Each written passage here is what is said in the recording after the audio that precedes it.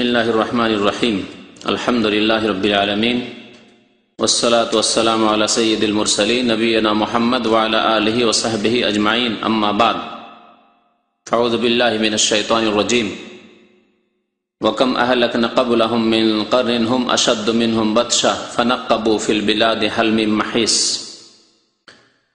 यक़ूलुल मुअल्लिफ़ रहिमहुल्लाहु तआला अल मसअला अस्साबिआ अल इस्तिदलाल बिक़ौमिन ऊतू क़ुव्वन फिल अफ़हाम वल आमाल व फिल मुल्की वल माल वल जाह फरद्दल्लाहु ज़ालिका बिक़ौलिहि तआला व लक़द मक्कन्नाहुम फ़ीमा इन मक्कन्नाकुम फ़ीह व क़ौलिहि व कानू मिन क़ब्लु यस्तफ़्तिहूना अला अल्लज़ीना कफ़रू फलम्मा जाअहुम मा अरफ़ू कफ़रू बिहि व क़ौलिहि यारिफ़ूनहु कमा यारिफ़ूना अब्नाअहुम।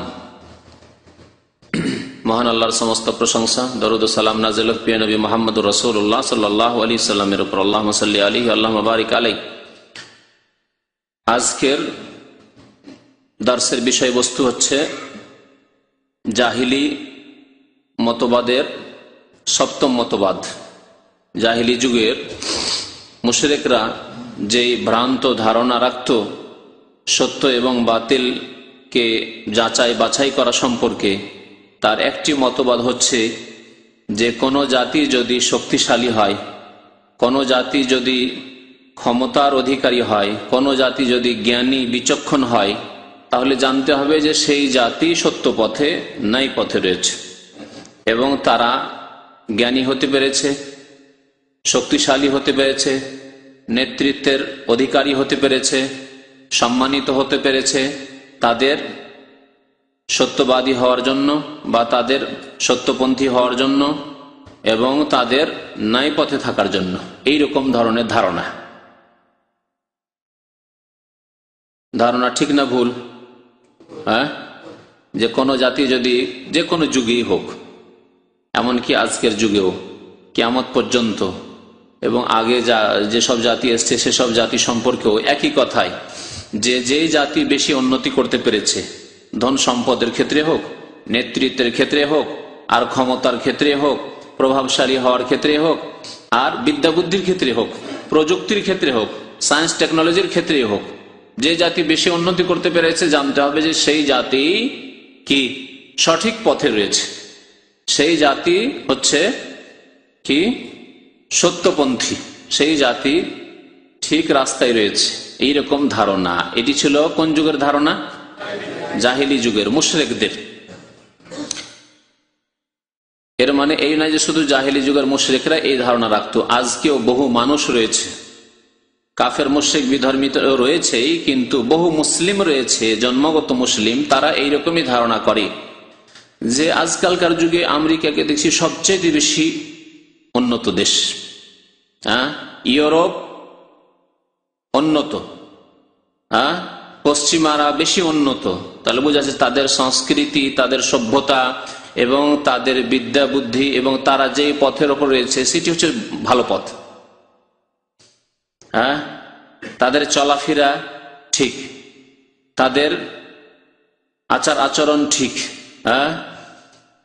তাদের লেবাস পোশাক ঠিক, সব ঠিক, কারণ তারা উন্নত, এমনি উন্নতি হতে পারেনি। এইরকম ধরনের ধারণা শুধু কাফির বিধর্মী রাখে না, বহু মুসলিম রাখে যাদের কাছে দিন ইসলাম সম্পর্কে সত্য জ্ঞান নেই। আমেরিকানরা উন্নত কেন?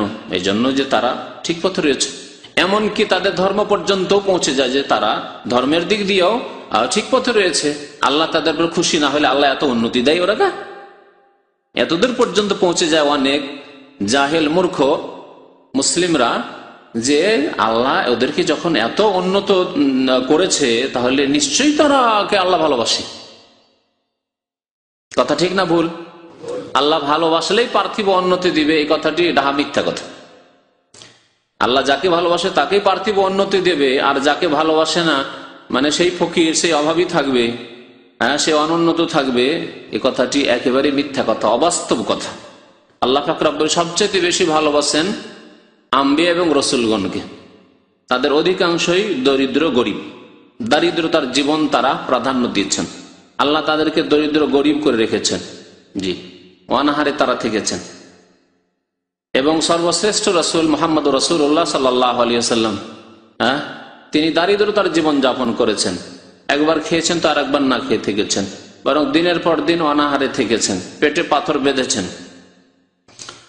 তাহলে কি যদি এই মাপকাঠি ঠিক হয় যে যাকে আল্লাহ বেশি ভালোবাসেন তাকে উন্নতি দান করেন, হ্যাঁ, তাকে বেশি ধন দৌলত দান করেন, এই কথাই যদি নেন, তার নবী করিম সাল্লাল্লাহু আলাইহি ওয়াসাল্লাম কি আল্লাহ ভালোবাসতেন না? হ্যাঁ, তার চাইতে বেশি আর পৃথিবীতে কাউকে ভালোবেসেছেন আল্লাহ পাক রব্বুল আলামিন? তার খলিল একমাত্র রাসূলুল্লাহ সাল্লাল্লাহু আলাইহি ওয়াসাল্লাম এবং একমাত্র ইব্রাহিম আলাইহিস সালাতু ওয়াস সালাম। তারপরে তিনি দারিদ্রতার জীবন যাপন করেছেন। তো তবে আল্লাহ পাক রব্বুল আলামিন কখনো কখনো মুমিন বান্দাকে, যাকে আল্লাহ ভালোবাসেন, তাকে উন্নতি দান করেন পার্থিব ক্ষেত্রে, কখনো কখনো, সব সময় নয়, কোন কোন ক্ষেত্রে। আর আখিরাতের ক্ষেত্রে, পরলৌকিক ক্ষেত্রে, দিনের ক্ষেত্রে, ধর্মীয় ক্ষেত্রে আল্লাহ পাক রব্বুল আলামিন উন্নতি দান করবেন, হ্যাঁ, সম্মানিত করবেন কাকে? মুমিনকে। আখিরাতের ক্ষেত্রে, ঈমানের ক্ষেত্রে, আমলের ক্ষেত্রে আল্লাহ সম্মানিত করবেন মুমিনকে। এই জন্য নবী করিম সাল্লাল্লাহু আলাইহি ওয়াসাল্লাম সম্মানিত এই ক্ষেত্রে, আল্লাহ পাক রব্বুল আলামিন তাকে সম্মানিত করেছেন দিনের ক্ষেত্রে। সাইয়্যিদুল মুরসালিন, তিনি সমস্ত নবীর সেরা। তিনি প্রথম গিয়ে জান্নাতের দরজা নক করবেন, প্রথম জান্নাতের দরজা তার জন্য খোলা হবে, প্রথম জান্নাতে তিনি প্রবেশ করবেন, তারপরে তার উম্মতরা প্রবেশ করবে। এগুলি সম্মান নয়? আখিরাতের সম্মান। আখিরাতের সম্মানকে আল্লাহ পাক রব্বুল আলামিন খাস করেছেন মুত্তাকিন, আল্লাহ ভীরুদের জন্য। জি, এবং সবচাইতে বেশি মুত্তাকি, আল্লাহ ভীরু প্রিয় নবী মুহাম্মদ রাসূলুল্লাহ সাল্লাল্লাহু আলাইহি ওয়াসাল্লাম। দুনিয়ার ক্ষেত্রে কখন আল্লাহ পাক রব্বুল আলামিন দেন ধার্মিক লোককে, আর কখন আবার দেন না। আল্লাহর হিকমতে, আল্লাহর হিকমতেই দেন, আবার আল্লাহর হিকমতে দেন না। দাউদ আলাইহিস সালামকে আল্লাহ দিয়েছেন পৃথিবীর নেতৃত্ব ক্ষমতা, সুলাইমান আলাইহিস সালামকে পৃথিবীর নেতৃত্ব ক্ষমতা আল্লাহ পাক দিয়েছেন। হ্যাঁ, ইউসুফ আলাইহিস সালামকে আল্লাহ পাক রব্বুল আলামিন পৃথিবীর ক্ষমতা নেতৃত্ব দিয়েছেন, এবং হকপন্থী ও সত্যপন্থীও তারা ছিলেন। আবার অন্যান্য আম্বিয়াদেরকে দেননি, তারাও হকপন্থী ছিলেন। এটি হচ্ছে সঠিক দিন এবং সঠিক আকীদা, বিশ্বাস ইমানদারদের সম্পর্কে, বা ইমানদারদের আকীদা, যে আল্লাহ পাক রব্বুল আলামিন পৃথিবীতে যাকেই দিবেন জ্ঞান বুদ্ধি, যাকেই দিবেন মান সম্মান, যাকেই দিবেন নেতৃত্ব, যাকেই দিবেন ধন দৌলত, সেই ব্যক্তি হকপন্থী সত্যপন্থী, এ কথা ঠিক নয়। কিন্তু জাহেলি যুগের এই ভ্রান্ত ধারণা ছিল নবী সাল্লাল্লাহু আলাইহি ওয়াসাল্লামের আগমনের পূর্বে মুশরিক কাফেরদের, আর তার পূর্বেও ছিল, এমনকি নূহ আলাইহিস সালামের জামানাতেও এই ভ্রান্ত ধারণা মুশরিক কাফেরদের ছিল। আর এখনো বহু কাফের বিধর্মী মুশরিক এবং তাদের অনুসারী পাপিষ্ঠ গুনাহগার ফাসিক মুসলিমদের, জাহেল অজ্ঞ মুসলিমদের রয়েছে। এই ভ্রান্ত ধারণা দূর করার উদ্দেশ্যে লেখক বলছেন যে এটি জাহিলি মতবাদ। সুতরাং মুসলিমের এইরকম ধারণা থাকা উচিত নয় যে একই গ্রামে বাস করেন আর একজন লোক উন্নতি করেই যাচ্ছে, টাকা পয়সার অভাব নেই, ধন দৌলতের অভাব নেই, বাড়ি ঘরের অভাব নেই, ছেলে মেয়েদের অভাব নেই, লাঠির জনের অভাব নেই। আরে বাপরে, আল্লাহ খুব ভালোবাসে। হ্যাঁ, এই ধারণা মুসলিম তুমি রাখবে না, খবরদার না। এই ধারণা ইসলামিক ধারণা, ইসলামিক আকীদা নয়। এই ক্ষেত্রে বহু আয়াত রয়েছে কোরআন কারীমে। লেখক বেশ কিছু আয়াত উল্লেখ করেছেন। আমি প্রায় আয়াতগুলি আপনাদের সামনে সংক্ষেপে তাফসীর করে শোনাবো, যাতে করে এই সম্পর্কে একটা ভালো ধারণা আসে। লেখক বলছেন, আল ইস্তিদলালু বিকওমিন উতু কুওয়ান ফিল আফহামি ওয়াল আমাল। ভ্রান্ত ধারণা একটি এই ছিল জাহিলি যুগের, যে তারা এমন জাতির কথা উল্লেখ করে তারা প্রমাণ পেশ করত যে এরা সত্যপন্থী, এরা হকপন্থী, এরা ন্যায় পথে রয়েছে, এরাই ভালো পথে রয়েছে, যাদেরকে শক্তি দেওয়া হয়েছে জ্ঞান বিদ্যা আর ক্ষেত্রে এবং কাজ কর্মের ক্ষেত্রে, ওয়াল আমাল কাজকর্মের ক্ষেত্রে, অফিল মুলক এবং রাজত্বের ক্ষেত্রে, ওয়াল মাল ধন সম্পদের ক্ষেত্রে, ওয়াল জাহ মান সম্মানের ক্ষেত্রে, মর্যাদার ক্ষেত্রে। এগুলি হচ্ছে পার্থিব ক্ষেত্র, তাই না? পার্থিব ক্ষেত্রে বিচক্ষণ হওয়া, বিদ্বান হওয়া, বিদ্যা বুদ্ধির মালিক হওয়া পার্থিব, পার্থিব নিয়ামত। কাজকর্মের ক্ষেত্রে কর্মে পটু, হ্যাঁ, টেকনোলজি। জি, দেখেন আজকাল পৃথিবীতে যতগুলি টেকনোলজি রয়েছে সব কাফেরদের হাতে, তাই না? মোবাইল থেকে শুরু করে ইন্টারনেট আর যা কিছু পৃথিবীর আর কি, দেখেন প্রচার মাধ্যম যতগুলি আছে টেকনোলজি, এই যে টেকনোলজি সামনে আপনার আছে, যে টেকনোলজি যে রেকর্ড করছে, হ্যাঁ, সিডি, হ্যাঁ, এই টেকনোলজি, এইসব টেকনোলজি, তাই না? এগুলো তৈরি করছে কারা? কাফেরা তৈরি করছে। এগুলো হলো আমাল, হ্যাঁ, কর্মের ক্ষেত্রে, কর্মজগতে। আর এই কর্ম হয়েছে বিদ্যা বুদ্ধির ভিত্তিতে, হ্যাঁ, শুধু দিনের বিদ্যা নয়, দুনিয়ার বিদ্যা। দুনিয়ার বিদ্যায় তারা খুব বিচক্ষণ হয়েছে, এগুলো বিদ্যার ক্ষেত্রে। রাজত্বের ক্ষেত্রে পৃথিবীর বড় শক্তি আমেরিকা, পৃথিবীর বড় শক্তি ছিল রাশিয়া, সোভিয়েত ইউনিয়ন। ধন সম্পদের ক্ষেত্রে ইহুদিরা সবচেয়ে বেশি ধন সম্পদের মালিক, পুঁজিপতি পৃথিবীতে, হ্যাঁ, ইহুদিরা। ওয়ালজা, মানসম্মান, পার্থিব মান সম্মানের দিক দিয়ে বড় বড় যেগুলি মিটিং হচ্ছে, সম্মেলন হচ্ছে তাদের, তাতে বড় বড় কাফের নেতারা সেখানে, হ্যাঁ, মান সম্মান। তো এগুলি দেখে যদি আমরা এই নির্ণয় করতে চাই যে এরা হচ্ছে কি ঠিক পথে, পার্থিব ক্ষেত্রে জ্ঞানী, সেটা অস্বীকার করার কিছু নেই, কিন্তু এরাই হচ্ছে ঠিক পথে। এদের সভ্যতাই এদেরকে এত উন্নত করেছে, হ্যাঁ, এদের কালচার এত এভাবে উন্নত করেছে, সেজন্য তারা ন্যাংটা হয়ে থাকে, আপনি ন্যাংটা হয়ে থাকবেন। তারা লিভ টুগেদার করে, বিয়ে শাদী করে না, জেনা ব্যভিচারে ডুবে থাকে, আপনারাও সেই পথ ধরবেন বা তার প্রশংসা করবেন। তাদের প্রশংসা করবেন যারা পাপে গুনাহে ডুবে, যারা পানির চাইতে বেশি মাদক দ্রব্য ব্যবহার করে, তাদের প্রশংসা করবেন, এরাই উন্নত, এই জন্য এরা তো ভালো না। ফারাদ্দাল্লাহু যালিকা বিকাউলিহি, এটি ছিল জাহিলি যুগের ভ্রান্ত মতবাদ। আল্লাহ পাক রব্বুল আলামিন এই ভ্রান্ত মতবাদের খণ্ডন করেছেন এই বাণীগুলি দিয়ে। তার মধ্যে এখানে 3টি আয়াত উল্লেখ করেছেন লেখক রহমতুল্লাহ আলাইহি। প্রথম আয়াত সূরা আহকাফের আয়াত নম্বর 26। মহান আল্লাহ ইরশাদ করেছেন, ওয়ালাকাদ মাক্কান্নাহুম ফীমা ইন মাক্কান্নাকুম ফী, নিশ্চয় আমি তাদেরকে শক্তিশালী করেছি, নিশ্চয় আমি তাদেরকে শক্তিশালী করেছি, ফীমা, এমন এমন ক্ষেত্রে যেই ক্ষেত্রে তোমাদেরকে এত শক্তি দান করিনি, ফীমা ইন মাক্কান্নাকুম ফী, যেই ক্ষেত্রে তোমাদেরকে এত ক্ষমতা দান করিনি।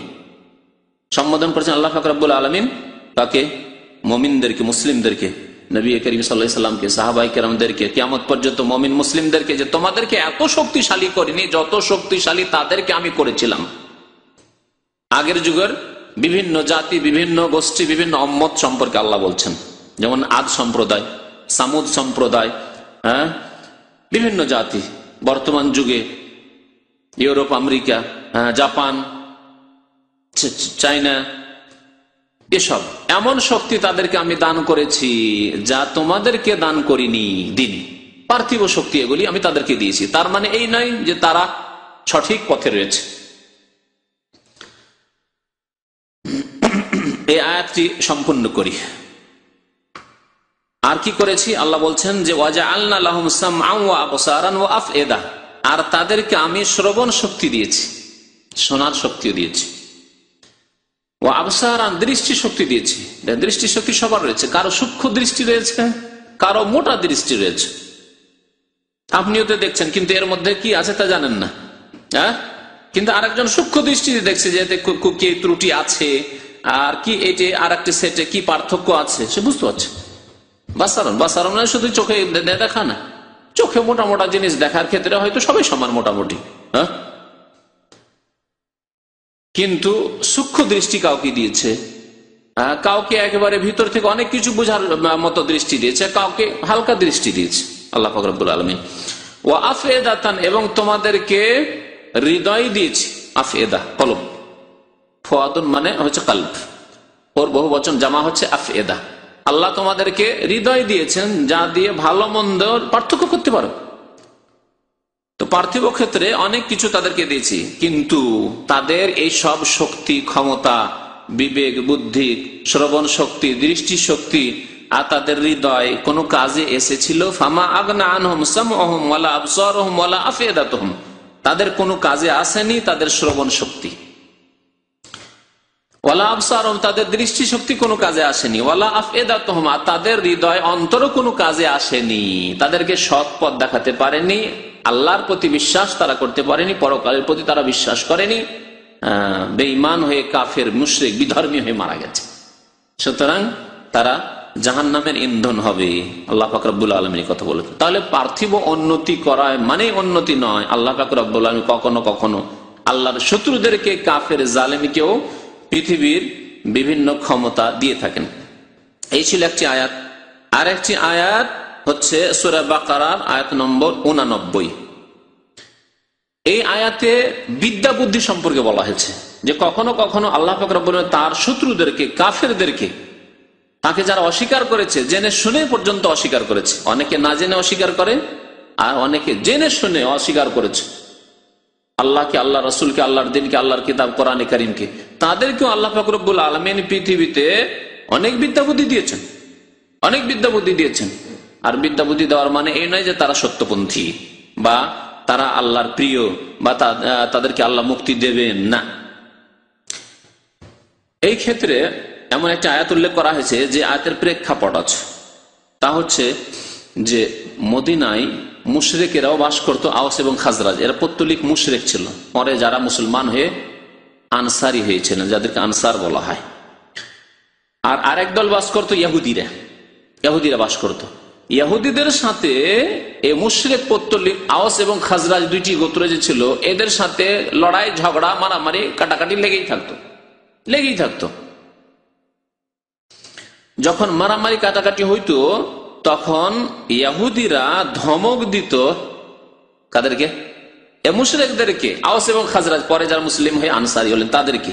জাহিলি যুগের ঘটনা। ধমক দিত কি বলে? আচ্ছা থামো, দেখবো। কখন দেখবো? একজন নবী আসবেন, আমাদের কিতাবে তাওরাতে আছে একজন শেষ রাসূল নবী আসবেন, যখন আসবেন না তার নেতৃত্বে আমরা লড়াই করবো আর তোমাদেরকে কচু কাটা করবো, জবাই করবো তোমাদেরকে একটা একটা করে। কি মনে করো এখন তোমরা দেখাচ্ছ, ক্ষমতা দেখাচ্ছ আওস খাজরাজ, একদিন তোমরা তো মুশরিক পৌত্তলিক, আমরা হচ্ছে ইহুদি, আমরা তাওরাত মানি, আমরা মুসাকে মানি, আমরা শেষ নবী যখন আসবেন মুহাম্মদ সাল্লাল্লাহু আলাইহি ওয়াসাল্লাম তার অনুসারী হয়ে যাবো আর তোমাদেরকে এক একটা করে জবাই করবো এইভাবে। আর আমরা বিজয় হবো, কারণ বিজয়ের কথা আল্লাহ লিখেছেন, তাওরাতে লিখেছেন আল্লাহ যে যখন শেষ নবী আসবে, যারা শেষ নবীর অনুসারী হবে তাদেরকে আল্লাহ সম্মানিত করে বিজয় দান করবেন, এই ভবিষ্যৎবাণী করতো। আর তারা কি বলতো? ধমক দিয়ে শাসানিমূলক কথাবার্তা বলতো কাদেরকে? মুশরিকদেরকে, আওস এবং খাজরাজকে। আল্লাহ তাই বলছেন ওয়াকানু মিন ক্বাবলু ইস্তাফতিহুনা আলাল্লাযিনা কাফারু। এই ইহুদিরা এর পূর্বে, মিন ক্বাবলু এর পূর্বে, ইস্তাফতিহুনা তার বিজয়ের কথা উল্লেখ করত, ঘোষণা করত, আলাল্লাযিনা কাফারু কাফেরদের বিরুদ্ধে। কাফের মুশরিক ছিল তখন আওস খাজরাজ। এই কাফের মুশরিকরা, পৌত্তলিকরা, তোমাদের বিরুদ্ধে আমরা বিজয় হাসিল করব যখন শেষ নবী আসবেন, শেষ নবীর অনুসারী হই আমরা। ফালাম্মা জাআহুম মা আরাফু, যখন নবী করিম সাল্লাল্লাহু আলাইহি ওয়াসাল্লাম আগমন করলেন শেষের সালাত নিয়ে, কিন্তু হয়ে গেলেন তিনি মুহাম্মদ সাল্লাল্লাহু আলাইহি ওয়াসাল্লাম এবং ইসমাঈল আলাইহিস সালামের গোত্রে, ইসহাকের গোত্রে, ইসরাইলের গোত্রে হলেন না। বুঝতে পারলেন না? পারলেন না? ইব্রাহিম আলাইহিস সালামের দুইজন ছেলে ছিলেন, দুইজনের নবী। কে কে?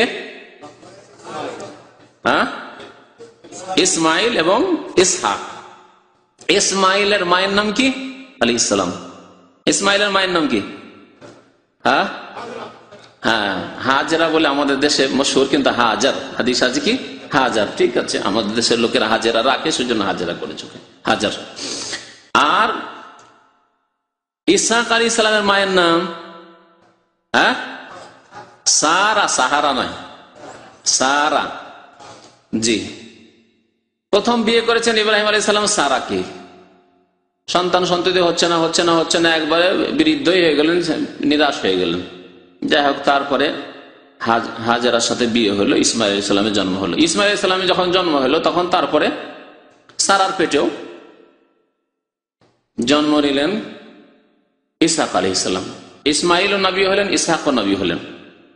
এই দুই জন থেকে দুইটি বিরাট বংশ হলো। ইসমাইল আলাইহিস সালামকে আল্লাহ পাক রব্বুল আলামিন আদেশ করলেন ইব্রাহিম আলাইহিস সালামকে যে একে নিয়ে এর মাকে কোথায় রেখে আসো? মক্কায় রেখে আসো। মক্কায় রেখে চলে গেলেন। মক্কা এলাকাকে আল্লাহ পাক রব্বুল আলামিন ইসমাইল আলাইহিস সালামকে দিয়ে আবাদ করলেন। আর ইসহাক আলাইহিস সালাম শাম দেশে থেকে গেলেন। ইরাকের মানুষ ছিলেন ইব্রাহিম আলাইহিস সালাম, ইরাক থেকে হিজরত করে চলে শাম দেশে, শাম, মিশর এসব হিজরত করেছেন, ওই দিকে থেকে গেলেন ইসহাক আলাইহিস সালাম।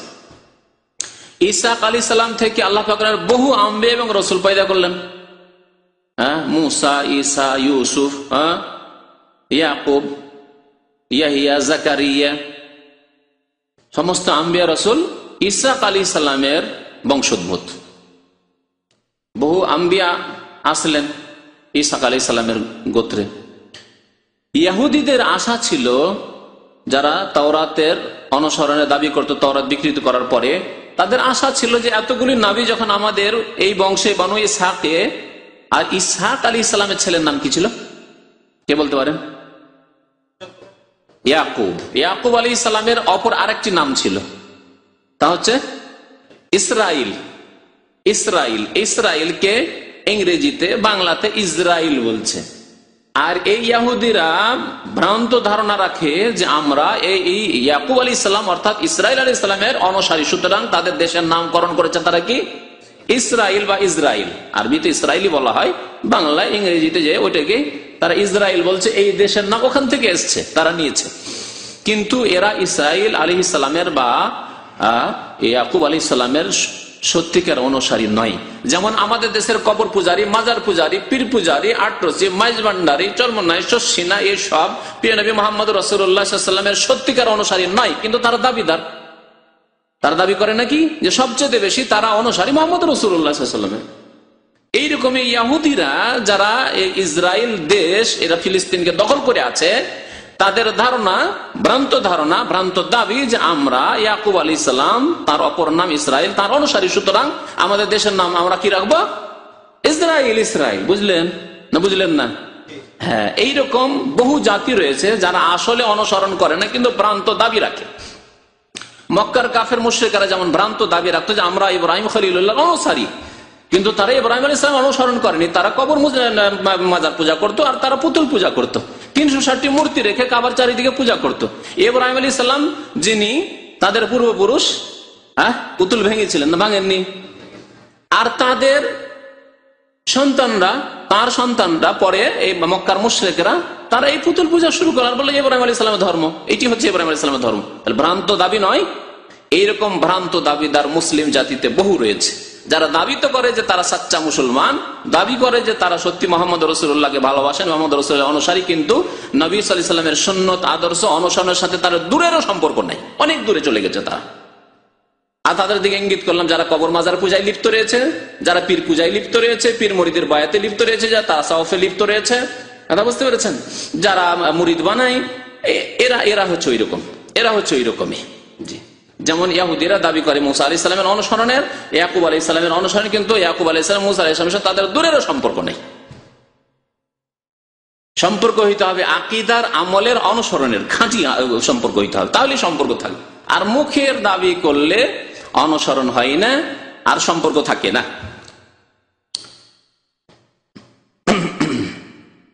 তো তারা এইরকম ভাবে ধমক দিত মদিনার মুশরিকদেরকে, আওস এবং খাজরাজকে। ফালাম্মা জা নবী সাল্লাল্লাহু আলাইহি ওয়াসাল্লাম যখন আগমন ঘটলো, কিন্তু আল্লাহ পাক রব্বুল আলামিনের ফয়সালা, আল্লাহর ভাগ বন্টন, এই ভাগ বন্টনে তো কারো অধিকার নেই। আছে কি যে আমরা নিজের বংশে নিয়ে নেবো? এইরকম ভাগ বন্টনে কারো অধিকার থাকলে ভারতীয় নবী নিত, যে আমরা আরবে কেন আসতে, আমরা ভারতে নেবো।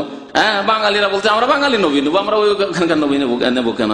সামদেশের লোক বলতে আমরা সামদেশের নবী, ইউরোপিয়ানরা বলতে আমরা ইউরোপীয় নবী নেবো, আফ্রিকানরা বলতে আমরা কালো মানুষ কালো নবী নেবো। মানুষের ওপর আল্লাহ পাক রব্বুল আলামিন ছেড়ে দেনি, আল্লাহর ফয়সালা। আল্লাহ পাক রব্বুল আলামিন শেষ নবী মুহাম্মদ রাসূলুল্লাহ সাল্লাল্লাহু আলাইহি সাল্লামকে পাঠালেন বানু ইসমাইল বংশ। তখন হয়ে গেল পেটে হিংসা জন্মে গেল কাদের? ইহুদিদের। জি, কি হইল? এ কেমন কথা হইল? সারা জীবন ধরে আমরা যুগ যুগ ধরে বাপদাদা থেকে চলে আসছি আশা নিয়ে যে শেষ নবী আসবেন ইসরাইল গোত্রে, ইয়াকুব আলাইহিস সালাম, আমাদের গোত্রে। আর কোথায়? মক্কাতে ইসমাইল গোত্রে। না, মানা যাবে না। আল্লাহ পাক রব্বুল তাদের কথা বলেছেন যে তারা জেনে শুনে হিংসা করে, হিংসামূলক অস্বীকার করেছিল জানাশোনা সত্ত্বেও। তাই আল্লাহ বলছেন এখানে, আল্লাযীনা আতাইনাহুমুল কিতাবা ইয়ারিফুনাহু কামা ইয়ারিফুনা আবনাআহুম, যাদেরকে আমি কিতাবের জ্ঞান দিয়েছিলাম, অর্থাৎ তাওরাতের জ্ঞান দিয়েছিলাম ইহুদিদেরকে, তারা প্রিয় নবী মুহাম্মদ সাল্লাল্লাহু আলাইহি ওয়াসাল্লামকে চিনতো কেমন ভাবে চিনত? যেমন প্রত্যেকে নিজ নিজ সন্তান সন্ততিকে চেনে। কি আছে যে চোখের সামনে ছেলে মেয়ে লালিত পালিত হচ্ছে, দূরেও নয়, প্রবাসী জীবনও নয়, আর ছেলে মেয়েকে না চিনি না, তো এটা কার ছেলে? আছে এরকম পৃথিবীতে? কেউ নেই পৃথিবীতে। ওই রকম ভাবে ইহুদিরা মুহাম্মদ রাসূলুল্লাহ সাল্লাল্লাহু আলাইহি সাল্লামকে তাদের কিতাবে ভবিষ্যৎবাণী রয়েছে এবং নবী সাল্লাল্লাহু আলাইহি ওয়াসাল্লামের নবুয়তের যেসব লক্ষণ রয়েছে সেসব দেখে তারা চিনত, ছেলের মতো চিনত। ইয়ারিফুনাহু কামা ইয়ারিফুনা আবনাআহুম। তো যখন নবী সাল্লাল্লাহু আলাইহি সাল্লামের আগমন ঘটলো ইসমাইল গোত্রে, তখন তারা কি করলো? কাফারু বিহি, তখন মুহাম্মদ সাল্লাল্লাহু আলাইহি ওয়াসাল্লামকে তারা অস্বীকার করলো, কুফরি করলো। তা মানবো না আমরা। কাফারু বিহি ফালানাতুল্লাহ আলাল কাযিবিন, মিথ্যুকদের উপর আল্লাহর অভিশাপ। এই তিনটি আয়াত উল্লেখ করেছেন লেখক। তো এতে আসল বিষয়বস্তু কি? যে জাহিলি মতবাদ হচ্ছে যে কোনো জাতি যদি বিদ্যা বুদ্ধির ক্ষেত্রে, ক্ষমতার ক্ষেত্রে, মান সম্মানের ক্ষেত্রে, নেতৃত্বের ক্ষেত্রে যদি দেখা যায় যে শক্তিশালী, তাহলে তারাই সত্যপন্থী। এই কথাটি ভ্রান্ত কথা। এর প্রমাণে বহু আয়াত রয়েছে। আল্লাহ পাক রব্বুল আলামিন একটি আয়াতে ইরশাদ করেছেন যে ওয়াইযা তুতলা আলাইহিম আয়াতুনা বাইয়িনাতিন ক্বালাল্লাযীনা কাফারু লিল্লাযীনা আমানু আইয়ুল ফারিকাইনি খায়রুম মাকামা ওয়া আহসানু নাদিয়া। কাফেরদেরকে যখন কোরআনে কারীমের আয়াত তিলাওয়াত করে প্রিয় নবী সাল্লাল্লাহু আলাইহি ওয়াসাল্লাম শোনাতেন, সূরা মারইয়ামের আয়াত নম্বর 73, 74-এ এই আয়াতগুলি রয়েছে। মহান আল্লাহ ইরশাদ করেছেন, যখন তাদেরকে কোরআনের পাকের আয়াত তিলাওয়াত করে শোনানো হতো, স্পষ্ট আয়াত, ক্বালাল্লাযীনা কাফারু, তখন কাফেররা বলতো, লিল্লাযীনা আমানু, মুমিনদেরকে, সাহাবায়ে কেরামদেরকে, আইয়ুল ফারিকাইনি খায়রুম মাকামান ওয়া আহসানু নাদিয়া। আচ্ছা তোমরা বলো যে আমরা যাদেরকে তোমরা কাফের বলছো, আমরা মুহাম্মদ সাল্লাল্লাহু আলাইহি ওয়াসাল্লামকে মানি না আর তোমরা মুহাম্মদকে মানো, এই দুই দলকে দুই দিকে রাখো আর দেখো যে কারা বেশি সম্মানিত আর কাদের মজলিস জাঁকজমকপূর্ণ। তোমাদের মজলিস, মুহাম্মদ সাল্লাল্লাহু আলাইহি ওয়াসাল্লামের মজলিস, মুসলিমদের মজলিস জাঁকজমকপূর্ণ না আমাদের মজলিস জাঁকজমকপূর্ণ? তাহলে যাদের মজলিস জাঁকজমকপূর্ণ আর যারা বেশি সম্মানিত, সমাজে যাদের মান মর্যাদা রয়েছে, তারাই তো হচ্ছে শ্রেষ্ঠ আর তারাই হচ্ছে সত্যপন্থী। এ কথা মুশরিকরা বলতো। আজকাল পৃথিবীর যখন মজলিসগুলিতে, আন্তর্জাতিক মজলিসগুলি যখন দেখবেন, তখন এইরকমই অনেকেই ধোঁকা খেয়ে যাচ্ছে। যাদের ঈমান নেই আর যাদের দিন সম্পর্কে জ্ঞান নেই, তারা ধোঁকা খেয়ে যাচ্ছে যে এরা পার্থিব এত উন্নতি করেছে, তাহলে এরা কি বাতিলপন্থী হয়? এদের সংস্কৃতি সভ্যতা কি এত খারাপ হয়? না, এটি ঠিক। উন্নতির রহস্য এখানে আছে, যারা উন্নতি করতে পেরেছে এই জন্য। কি বলবো আপনাকে, আশ্চর্য হয়ে যাবেন। দাড়িওয়ালা মুসলমান, শুধু মুসলমান নয়, মুসলমান দাড়িওয়ালা, নামাজ পড়া মুসলমান, তার জবান থেকে শুনেছে এরকম কুফরি কথা। যখন পর্দার ওপর তার জ্বলন, বোরখার ওপর জ্বলন, দেখতে পায়নি সে, নতুন বউ কারো এসছে দেখতে পায়নি, আর বোরখার উপর বোরখা পরে এসছে, বউ দেখাইলো না, তখন তার কথা যে মুসলিম জাতি উন্নতি করবে কি করে? পর্দা তো সবচেয়ে বড় বাধা তাদের উন্নতিতে। আজকাল বহু মুসলিম, পয়সাওয়ালা মুসলিমরা যারা নেতৃত্বে পৌঁছেছে, তাদের এইরকম কুফরি কথা যে পর্দা মুসলমানরা করতে থাকবে, হুজুররা পর্দাই করতে থাকবে, চেহারা ঢাকতেই থাকবে, তাহলে আমাদের মেয়েরা কি করে স্কুল কলেজ ইউনিভার্সিটিতে পৌঁছবে? আমাদের মেয়েরা কি করে ডাক্তার হয়ে আসতে পারে? আমাদের মেয়েরা কি করে ইঞ্জিনিয়ার হয়ে আসতে পারে? আমাদের মেয়েরা কি করে সায়েন্স টেকনোলজিতে উন্নতি করবে? এই পর্দা করে কি আর উন্নতি করা যায়? তাহলে উলঙ্গ হইতে হবে, তাহলে উন্নতি করা যাবে। কথাটা এরকম নয়, আসলে এইরকমই তো তাদের কথা, বাস্তব কথা। আর একজন লোকের কথা বলি, একজন লোকের বিবৃতি, চোখ কানে শোনা কথা বলছি। আর একজন লোক, তার কথা বলছি, নামাজি লোক, আর শেষ জীবনে দাড়িও রেখেছে। সেই লোক দাড়ি লেখা অবস্থায় তার কথা, এগুলো মুসলিমদের কথা, কাফেরদের কথা বলছে না, হিন্দু ইহুদি খ্রিস্টানের বক্তব্য নয়। বলছে যে পর্দা এত পর্দা করলে কি বেনজির ভুট্টো প্রধানমন্ত্রী হতে পারতো? এত পর্দা করলে কি খালেদা জিয়া প্রধানমন্ত্রী হতে পারতো? এত পর্দা করলে কি আর হাসিনা প্রধানমন্ত্রী হতে পারতো?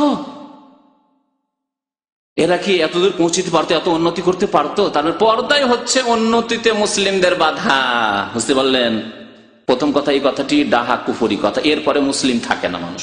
না, আল্লাহ তুমি তো বাধা দিয়েছো উন্নতি করতে, আমাদেরকে পর্দা করতে বলেছো, তার মানে আমরা উন্নতি করতে পারছি না, আমাদের মেয়েরা উন্নতি করতে পারছে না, আর মানুষ সমাজ তৈরি নারী পুরুষ নিয়ে, দুটি নিয়ে। যদি একদিক যদি ব্যালেন্সলেস হয়ে যায়, যদি মেয়েরা উন্নতি না করে, তো আমরা একে উন্নতি করে কত আর উন্নতি করবো?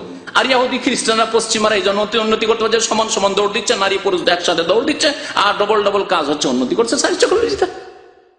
এইরকম যদি পার্থিব উন্নতির ব্যাখ্যা করা হয়, তাহলে প্রথম কথা এটি কুফরি। সেই ব্যক্তি কাফের, বিধর্মী, মুরতাদ হয়ে যা, মুসলিম থাকে না। আর তারপরে এটি হচ্ছে জাহিলি মতবাদ। জাহিলি মতবাদ যে যারাই উন্নত পৃথিবীতে তারাই হচ্ছে সত্য পথে এবং তাদের সংস্কৃতি সভ্যতাই হচ্ছে গ্রহণযোগ্য। লা হাওলা ওয়ালা কুওয়াতা ইল্লা বিল্লাহ। তো আল্লাহ পাক রব্বুল বলছেন যে তাদেরকে যখন কোরআনের কথা শোনানো হতো, তখন কাফেররা বলতো মুমিনদেরকে যে আইয়ুল ফারিকাইনি খায়রুন মাকামান, দুই দলের মধ্যে দেখো তো কোন দল মর্যাদার দিক দিয়ে শ্রেষ্ঠ। তোমরা বেশি শ্রেষ্ঠ হয়েছে সমাজে, মক্কার সমাজে, না আমরা বেশি শ্রেষ্ঠ? ওয়াহসানু নাদিয়া, নাদিয়া মানে মজলিস, অনুষ্ঠান। আর কাদের মজলিস, কাদের অনুষ্ঠান হচ্ছে জাঁকজমকপূর্ণ। দেখো আমাদের মজলিস অনুষ্ঠান দেখো, তোমাদের মজলিস দেখো।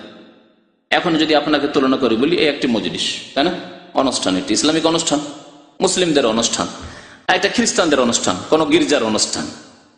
প্রচার মাধ্যমে আপনার এই অনুষ্ঠান দেখানো হচ্ছে না, প্রচার মাধ্যমে কি দেখানো হচ্ছে? গির্জার অনুষ্ঠান দেখানো হচ্ছে। কোথায় আপনার ওই মন্দিরের অনুষ্ঠান দেখানো হচ্ছে, কোথায় আপনার ওই বাতিল অনুষ্ঠান দেখানো, রাজনৈতিক অনুষ্ঠান দেখানো হচ্ছে। ওইসব যখন টিভিতে দেখছি, তো এইসব কি, কোথায় কি হচ্ছে এখানে ইসলামিক সেন্টারে, কি এগুলো, কোনো খবর নাই এগুলো সম্পর্কে। কোথায় প্রচার মাধ্যমে কোনোদিন এসছে নাকি? আর দেখো তো এদের বাপরে বাপ, কি হাই ফাই ব্যাপার স্যাপার, কি ওদের বসার ব্যবস্থা, আর কি ওদের চেয়ার টেবিল, আর কি ওদের আসন, হ্যাঁ, কি ওদের পরিবেশন। ধোঁকা খেয়ে যাচ্ছে। এ হলো জাহিলি মতবাদ। কাফেররা কি বলতো? আহসানু নাদিয়া, কাদের মজলিস, কাদের অনুষ্ঠান বেশি জাঁকজমকপূর্ণ, তোমাদের না আমাদের? যখন আমাদের, কাফেররা বলছে যে আমাদের যখন মজলিস জাঁকজমকপূর্ণ আর আমরা বেশি শ্রেষ্ঠ, তাহলে আমরাই সত্য পথে, হক পথে রয়েছি। মোহাম্মদ আর মোহাম্মদের অনুসারে হক পথে নয়, সত্য পথে নয়। আল্লাহ পাক রব্বুল তার খণ্ডন করে জবাব, ফাকালা তারা রাদ্দান আলাইহিম, তাদের খণ্ডন করে জবাব দিচ্ছেন, ওয়াকাম আহলাকনা ক্বাবলাহুম মিন কারনিন, হে মুশরিক, হে কাফেররা, হে মক্কার মুশরিকরা, পত্তলিকরা, তোমাদের পূর্বে বহু জাতিকে আমি ধ্বংস করেছি। ওয়াকাম আহলাকনা ক্বাবলাহুম, তাদের পূর্বে বহু জাতিকে ধ্বংস করেছি। হুম আহসানু আসাসা, যারা সাজ সরঞ্জামের দিক দিয়ে, সম্পদের দিক দিয়ে অনেক কি ছিল, শ্রেষ্ঠ ছিল। আর ওয়ারিআ, আর জাঁকজমকপূর্ণ দেখার দিক দিয়ে অত্যন্ত সুন্দর তারা ছিল। তারা তাদের অনুষ্ঠান, তাদের ঘর বাড়ি দেখার দিক দিয়ে কত সুন্দর ছিল। তারপরেও সেসব জাতিকে আমি কি করেছি? ধ্বংস করে দিয়েছি, সমূলে বিনাশ করে দিয়েছি। সূরা মারইয়াম আয়াত নম্বর ৭৪।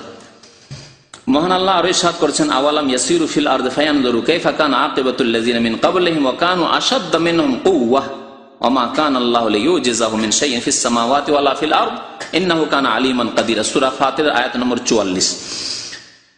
মহান আল্লাহ বলছেন, পৃথিবীতে ভ্রমণ করে দেখো। কাফেররা তো পৃথিবীতে ভ্রমণ করতো, অনেক এলাকা যেত, শাম দেশে যেত, আর এমন দেশে তারা যেত, ব্যবসায়ী সফরে তারা যেত। আজকাল পৃথিবীতে অনেকে বিভিন্ন দেশ ভ্রমণ করছেন। আল্লাহ বলছেন, আওয়ালাম ইয়াসিরু ফিল আরদে, তারা পৃথিবীতে ভ্রমণ করে কি দেখে না? ফায়ানজুরু কাইফা কানা আকিবাতুল লাযিনা মিন ক্বাবলিহিম, এর পূর্বে যে সব জাতি ছিল তাদের পরিণাম কি হয়েছে। আকিবা মানে পরিণাম, তাদের পরিণাম কি হয়েছে। যাও তাবুক এলাকায় গিয়ে দেখো যে সামুদ জাতির পরিণাম কি হয়েছে। চলে যাও ওমান আর ইয়ামানের বর্ডারে, আদ সম্প্রদায়কে আল্লাহ ধ্বংস করেছেন। আর যে এলাকা এখনো রবুল খালি, কোন জনবস্তি নেই, শুধু বালি আর বালি, রবুল খালি বলা হয়, মানে জাজিরা, সৌদি আরবের চতুর্থ অংশ শুধু খালি হয়ে শূন্য হয়ে পড়ে আছে, কোনো মানুষ বসবাস করতে পারে না। ওই এলাকায় আল্লাহ পাক রব্বুল আলামিন আদ সম্প্রদায়কে ধ্বংস করেছেন। আর এসব জাতি কত শক্তিশালী ছিল। আল্লাহ বলছেন, লাম ইউখলাক মিসলুহা ফিল বিলাদ, এদের মতো শক্তিশালী জাতি পৃথিবীতে আর কাউকে আমি তৈরি করিনি। ওই ওমানের বর্ডার, ওমান এবং ইয়ামানের কাছাকাছি এলাকা। এইরকমই লূত আলাইহিস সালামের জাতিকে আল্লাহ পাক রব্বুল আলামিন ধ্বংস করেছেন। এমন করে ধ্বংস করেছেন যে সেই এলাকা একবার মৃত সাগর বলে প্রসিদ্ধ।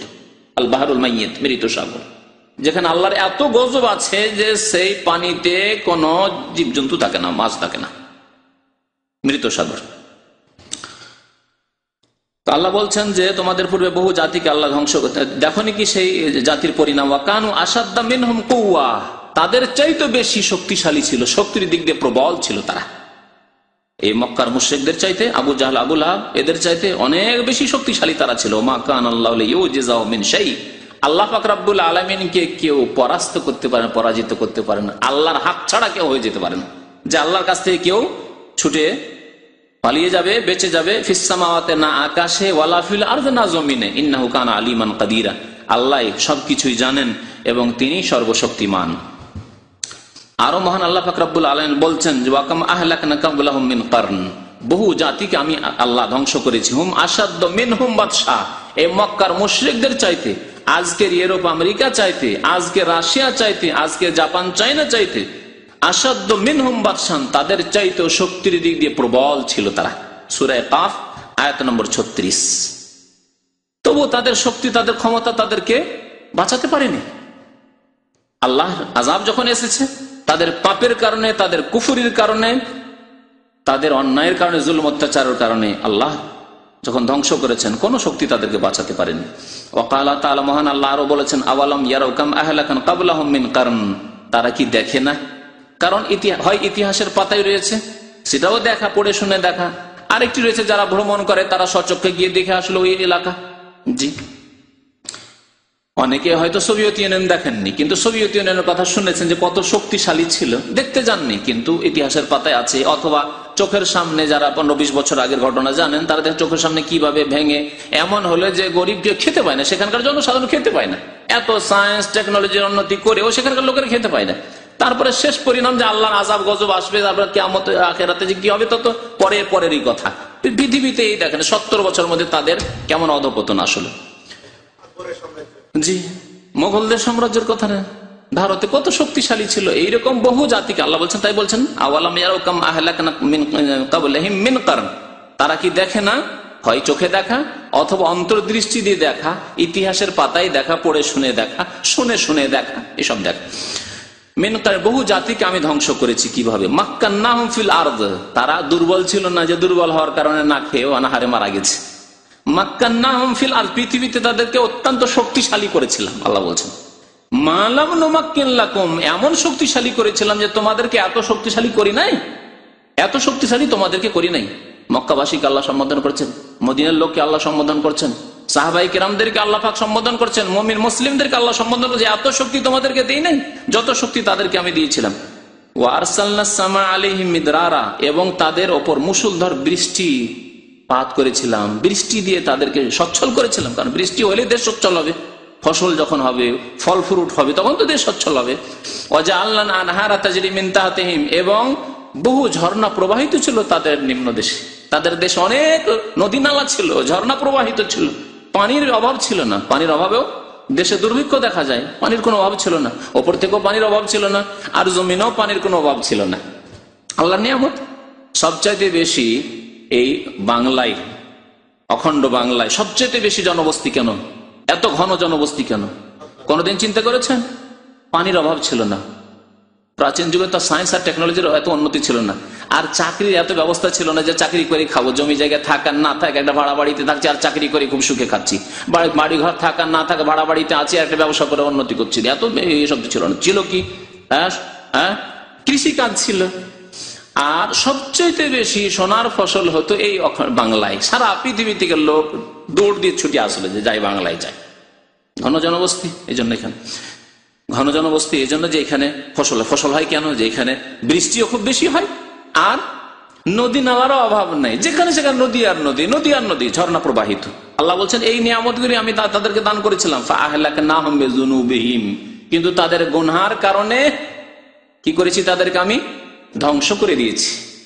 তাহলে ধ্বংসের কারণ হচ্ছে গুনাহ, মানুষের পাপ। ধ্বংসের কারণ হচ্ছে মানুষের পাপ। পাপ যখন বেড়ে যায়, যে কোনো জাতিকে আল্লাহ কিছুদিন অবসর দেন, তারপরে ধ্বংস করে দেন, অবসর দেন, সাথে সাথে আল্লাহ ধরেন না। এই আয়াতগুলিও পরে আসছে।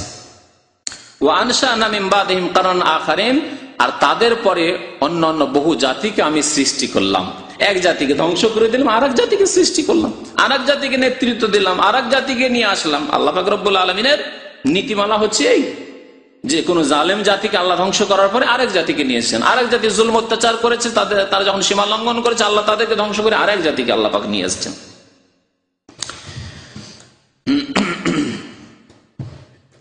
আল্লাহ পাক রব্বুল আলামিন তাই কাফেরদেরকে, জালেমদেরকে, অন্যায়কারীদেরকে, বাতিলপন্থীদেরকে যে পৃথিবীতে এসব দিয়ে থাকেন, বিদ্যা বুদ্ধি দিয়ে থাকেন, সায়েন্স টেকনোলজি দিয়ে থাকেন, তাদেরকে কাজে পটু করে থাকেন, তাদেরকে নেতৃত্ব দিয়ে থাকেন, তাদেরকে ধন সম্পদ দিয়ে থাকেন, তাদেরকে মান সম্মান দিয়ে থাকেন পার্থিব, এসব কি জন্য?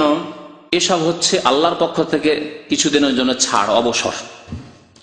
আল্লাহ অবসর দেন, ইস্তিদরাজকে বলা হয় অবসর দেওয়া।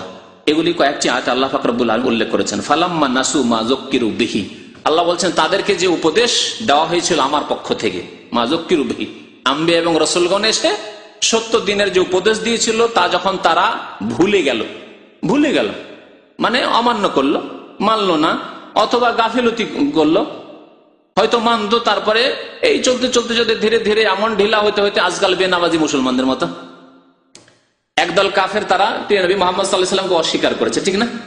তারা কাফের। আর যারা মুসলিম তারা অস্বীকার তো করেছে, কিন্তু সাহাবায়ে কেরাম, তাবেঈন, তাবা তাবেঈন, আগের যুগের মুসলিমদের সন্তানরা বেনামাজি হইতো না।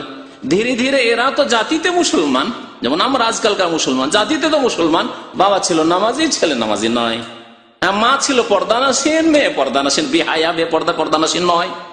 এইভাবে ধীরে ধীরে নাসু মা যুক্কিরু বিহি, যে উপদেশ তাদেরকে দেওয়া হয়েছিল কোরআনে কারিমে, নবী সাল্লাল্লাহু আলাইহি ওয়াসাল্লামের মাধ্যমে, সাহাবায়ে কেরামদের মাধ্যমে, আইম্মায়ে কেরামদের মাধ্যমে, উলামায়ে কেরামদের মাধ্যমে, নাসু, তা ভুলে গেল। তারা ভুলে গেল, তখন আল্লাহ কি করলেন?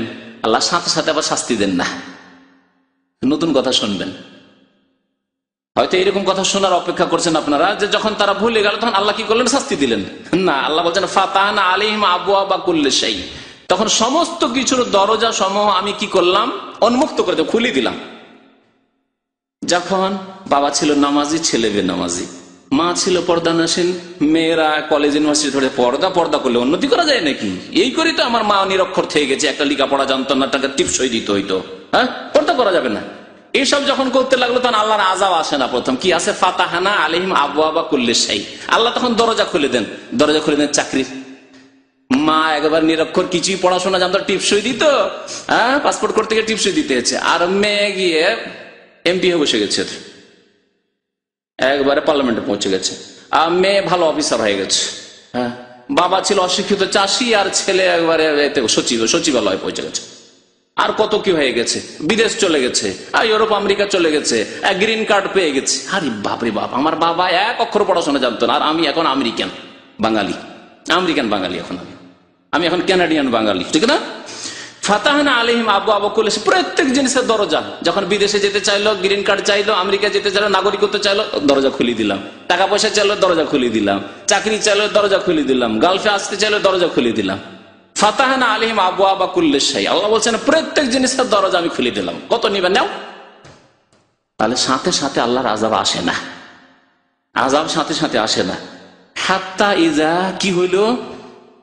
হাত্তা ইজা ফারিহু বিমা উতু, এমন অঢেল নিয়ামত তাকে দিলাম, এত সুখ স্বাচ্ছন্দ্য দিলাম, এসব অত্যন্ত আনন্দ এবং উল্লাসে, ফারেহু, খুশির শেষ নেই।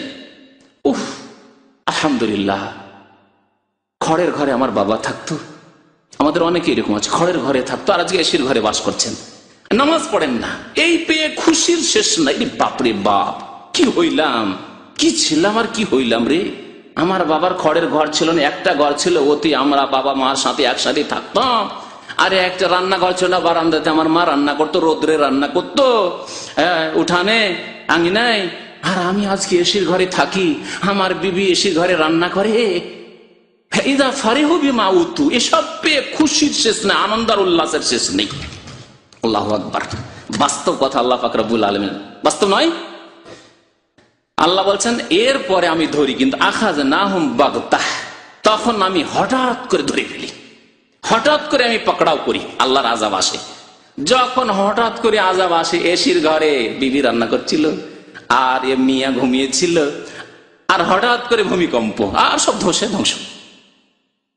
হঠাৎ করে সুনামি, ফায়জা হুম মুবলিসুন, তখন নিরাশ হয়ে পড়ে। স্ত্রী বলছে হায় হায়, কি হলো কি হলো কি হলো।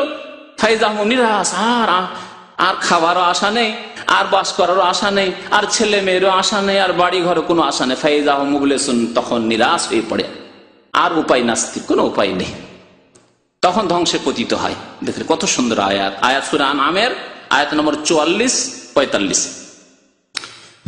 আল্লাহ বলছেন যে এইভাবে আমি ধ্বংস করি কোন জাতিকে তাড়াতাড়ি না, অবসর দিয়ে থাকি, সংশোধনের অবসর।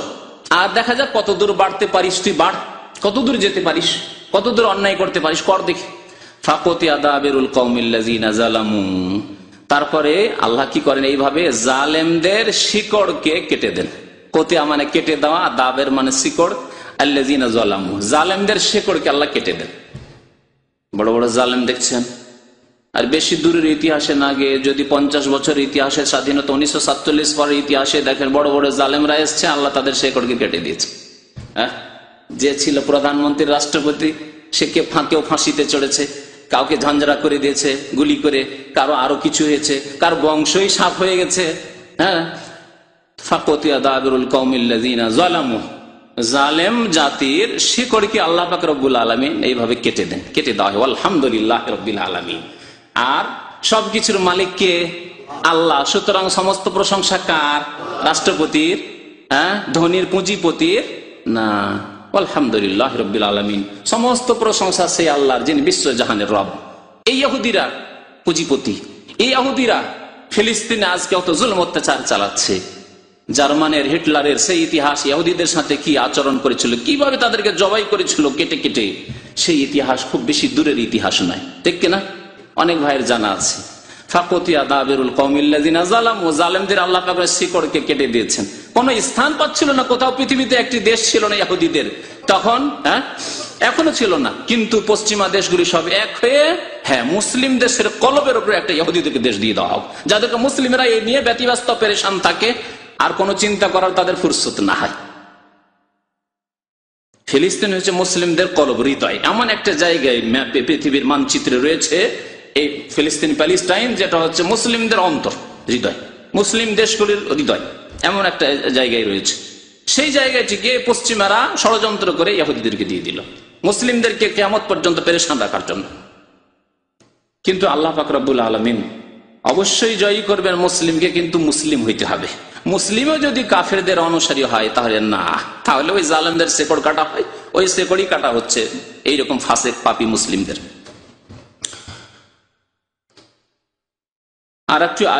আরো একটি আয়াত বলি, যাতে আল্লাহ পাক রব্বুল আলামিন বলেছেন অবসরের কথা।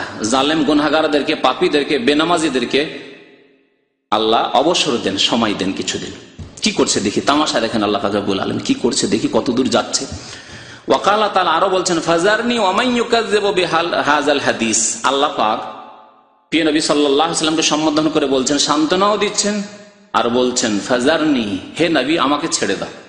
ওয়া মান ইউকাযযিবু বিহাযাল হাদিস, আর এই বাণীকে অর্থাৎ কোরআনে কারীমকে যেই ব্যক্তি মিথ্যা প্রতিপন্ন করে, অস্বীকার করে, মিথ্যা মনে করে, তাকে ছেড়ে দাও, তুমি তাদের জন্য ব্যতিব্যস্ত হইও না, আমি দেখে নিচ্ছি। ফাজারনি, আমাকে এদের সাথে ছেড়ে দাও, ইউকাযযিবু বিহাযাল হাদিস, যারা এই কিতাবকে, এই পবিত্র বাণীকে অস্বীকার করে, মিথ্যা মনে করে। সানাস্তাদরিজুহুম, এবং তাড়াহুড়া করিও না। সানাস্তাদরিজুহুম মিন হাইসু লা ইয়ালামুন, তাদেরকে আমি অবসর দিচ্ছি, ছাড় দিচ্ছি এমন এক সময় পর্যন্ত, যে সময় আমি ধরবো তারা জানে না যে কখন আমি তাদেরকে ধরবো। অবসর দিচ্ছি, আল্লাহ অবসর দিচ্ছেন, নবীকে সান্ত্বনা দিচ্ছেন যে আমি ধরছি না। 1 বছর, 2 বছর, 5 বছর, 7 বছর, 13 বছর হয়ে গেল মক্কায়, অধৈর্য হইও না। সানাস্তাদরিজুহুম, তাদেরকে আমি অবসর দিচ্ছি, মিন হাইসু লা ইয়ালামুন, এমন এক সময়ের জন্য যে সময় আমি ধরবো, কিন্তু তারা জানে না যে কখন আমি তাদেরকে ধরে নেব। তারপরে আর কয় বছর লাগলো? তারপরে মাত্র 8 বছর, 10 বছর কেউ না, 8 বছর। মদিনা হিজরত করে 13 বছর মক্কায় কেটে গেল, অসহায় অবস্থায়, দুর্বলতার অবস্থায়, নির্যাতনের অবস্থায় সাহাবায়ে কেরামদের, নবী করিম সাল্লাল্লাহু আলাইহি ওয়াসাল্লামের। আর তারপরে সেখান থেকে মদিনা আসার পর মাত্র 8 বছর হয়নি, 8ম বছরে মক্কা বিজয় হয়ে যাচ্ছে। কোথায় কাফের আবু জাহাল, আবু লাহাব, আর কোথায় উতবা, সাইবা, রাবিয়া, সব শেষ। কোথায়? কেউ নেই, আর কেউ নেই, কোনো কাফের নেই। আল্লাহ বলছেন যে ছেড়ে দাও, আমি দেখে নিচ্ছি তাদেরকে। এটি শুধু এই জাতির জন্য না, প্রত্যেক জাতির জন্য, প্রত্যেক কাফের, জালেম, গুনাহগার, পাপিষ্ঠ জাতির জন্য আল্লাহ বলছে ছেড়ে দাও। নামাজ পড়বে না, বেনামাজি হয়ে থাকবে, হটকারিতা করে, নামাজ পড়তে পারে, আরো অন্যায় কথা বলে। ফাজারনি ওয়া মান ইউকাযযিবু বিহাযাল হাদিস, ছেড়ে দাও আমাকে এই বেনামাজিদের সাথে, আমি আল্লাহ দেখে নেবো তাদের। সানাস্তাদের সময় দিচ্ছি, ধোকায় আছে যে অনেক টাকা বেতন। কোথায়? যদি আল্লাহ এত নারাজ আমার উপর থাকতো নামাজ না পড়ার কারণে, তাহলে আমি এত ভালো চাকরি পেতামই বা কেন, আর এত টাকা পয়সার মালিকই বা কেন হইতাম? এইরকম ধোকায় পড়ে আছে। আমি তাদেরকে অবসর দিয়ে থাকি, আমি তাদেরকে অবসর দিয়ে থাকি, ছাড় দিয়ে থাকি। ইন্না কাইদি মতি, নিশ্চয় আমার কায়েদ মানে হচ্ছে পাকড়াও, কায়েদ মানে আসলে হচ্ছে ছলনা, কিন্তু ছলনাটা যেহেতু খারাপ অর্থে ব্যবহার হয়, আল্লাহ পাক রব্বুল আলামিনের হচ্ছে কৌশল। কৌশল সবচেয়ে ভালো শব্দ হচ্ছে কৌশল। ইন্না কাইদি মতিন, আল্লাহর কৌশল হচ্ছে অত্যন্ত সূক্ষ্ম। জি, আল্লাহর কৌশল হচ্ছে অত্যন্ত সূক্ষ্ম। সাথে সাথে ধরে নেওয়া কৌশলের কাজ নাই। মানুষ আমরা অনেকেই একবার একটা ভুল করলো বা দুইবার ভুল করলো, চট করে ধরে ফেললাম তাকে, তাই না? এটা কৌশল না। একটা ছেলেকে তরবিয়তের ক্ষেত্রে, এটা ছেলে তো মানুষ করছেন, ছেলে একবার দুইবার ভুল করেছে আর চট করে ধরে নিয়ে ভালো পানিশমেন্ট দিয়ে দিলাম, সোজা করার জন্য দিয়ে দিলাম, বেটাকে শিক্ষা দিয়ে দিলাম ভালো করে। এটা কৌশল না। আর কৌশল বিভিন্ন কৌশল আছে, বিভিন্ন কৌশল দিয়ে হইল না, তখন কোন কৌশল কখন অবলম্বন করতে হবে, এটা হচ্ছে ভালো কৌশল। তো আল্লাহ পাক রব্বুল আলামিন কৌশল করেন। কাফের জালেমরা ষড়যন্ত্র করে ইসলামের বিরুদ্ধে, আল্লাহ পাক রব্বুল আলামিন কৌশল করেন। ওয়া মাকারু ওয়া মাকার আল্লাহ। আল্লাহ এখানে কাইদের কথা বলেছেন, কোন জায়গায় মাকারের কথা বলেছেন।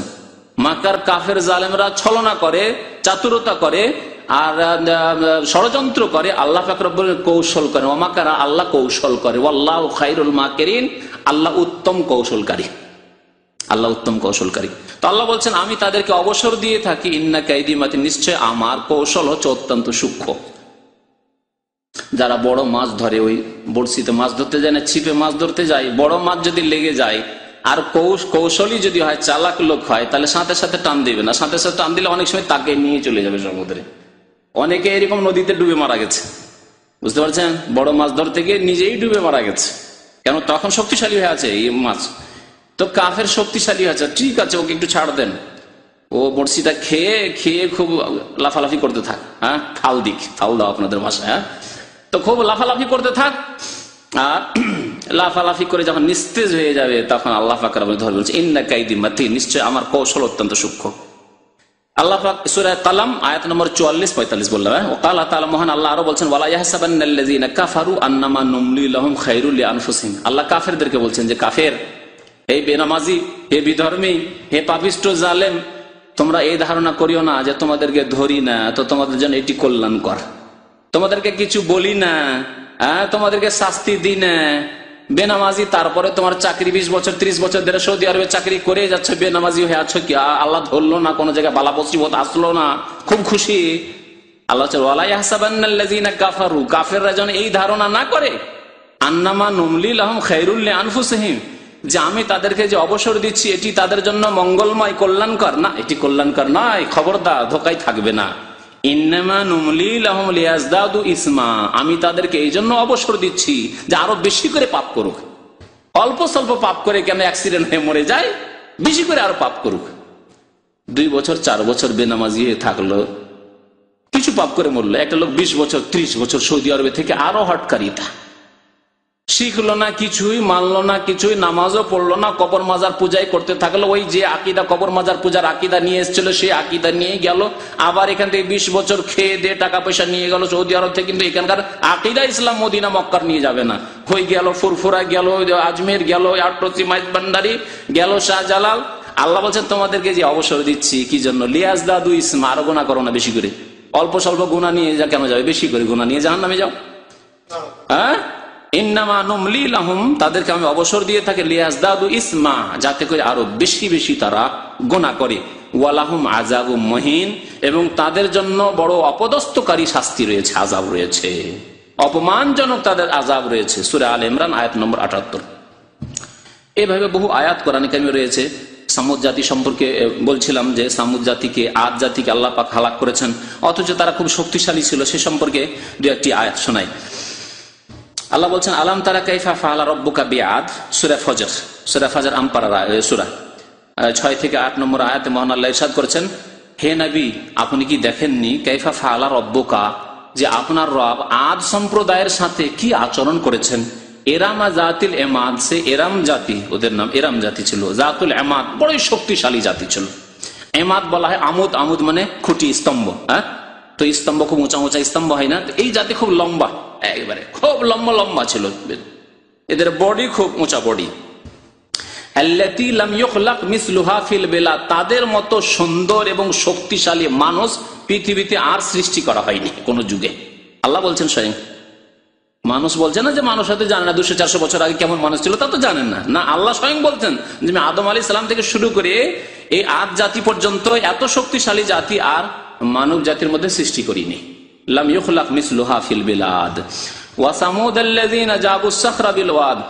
আর সামুদ সম্প্রদায় সম্পর্কে শোনো, যে যারা পাথরকে কেটে উপত্যকায় ঘর তৈরি করত, পাহাড়ের পাথর কেটে কেটে পাহাড়ে তারা ঘর নির্মাণ করত। আজকাল পাহাড় কেটে সুড়ঙ্গ তৈরি করা হচ্ছে, রাস্তা তৈরি করা হচ্ছে। মক্কার আশেপাশে যখন সুড়ঙ্গের মধ্যে গাড়ি ঢুকে তখন আল্লাহরও প্রশংসা করি, আর আজকালকার প্রযুক্তিরও প্রশংসা করি আমরা, আর এই সরকারের প্রশংসা। আরে বাপরে, মক্কা চারিদিকে পাহাড়ে ঘেরা, তবু কত রাস্তা করে সরকার যে কত কাজ করেছে, আর এই প্রযুক্তি আজকে কত যে উন্নতি করেছে, যে পাহাড় কেটে কেটে এত সুন্দর ঘর আর লাইটিং, রাস্তা আর লাইটিং, আর কোনো অন্ধকার নেই, কোনো পেরেশানি নেই, কত সুন্দর সমতল রাস্তা করেছে।